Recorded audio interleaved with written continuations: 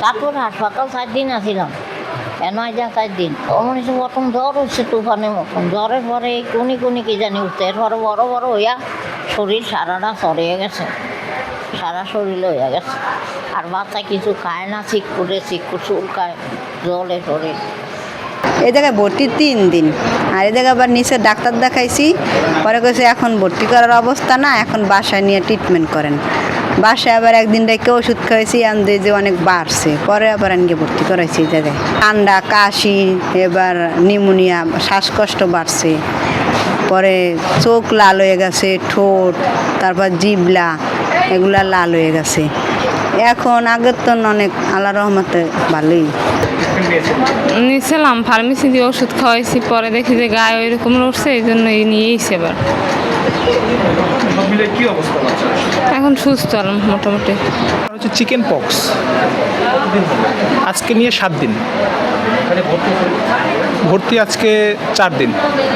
আর pneumonia ছিল, তারপর আমরা চিকিৎসা দিছি, তারপর হঠাৎ জ্বর উঠছে, 7 দিনের মতন জ্বর উঠছে, তারপরেই ওর গায়ে অ্যাশ উঠছে। এখন অবস্থা একটু ভালো, ডাক্তার বলেছে এখন ভালো আছে, আর একটু চিকিৎসা হইলে ও ভালো হয়ে যাবে। পরিস্থিতি খুব ভয়ানক, এত কিছু হাইতে পারে না, কিছু লইতে পারে না, কিছু করতে পারে না, এতে এখনো তো কিছু হাইতে পারি না, মানে খুব তারপরে ওই যে মনে করে একবার মানে চোখটি এইভাবে কিছু চাইতে পারছিলাম, মুখে গাও ছিল। গতকালকে ও চোখ বন্ধ হয়েছিল, আজকে চোখ খুলছে আলহামদুলিল্লাহ।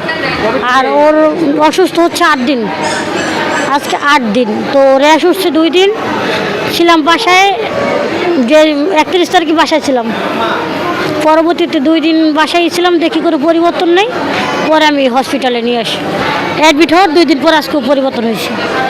ফার্স্টে জ্বর ছিল, জ্বর 103-2 এরকম থাকতো, কোনো মানে ওষুধে কাজ হচ্ছিল না।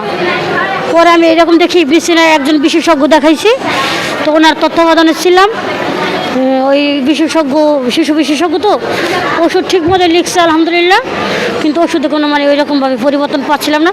চোখ ফুলে গেছিলো অনেক, আর চোখ খুলতে পারতো না। পরে সেই ম্যাডাম দেখে বলছে ওর হামের লক্ষণ, তখন আর কি র্যাশ উঠে নাই। পরে আমার রিলেটিভ দ্বারা আমি এখানে চলে আসছি। হাম থেকে মুক্তি হয়েছে, কিন্তু এখন পর্যন্ত আমি বুঝতে পারছি না যে বাচ্চার ঠান্ডাটা কতটুকু কমেছে।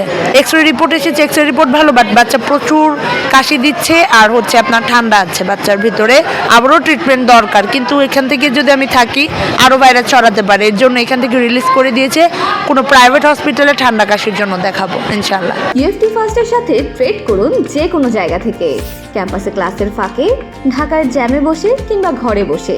ট্রেডিং এখন হাতের মুঠোয়, তাই ট্রেড করুন যখন খুশি, যেখানে খুশি।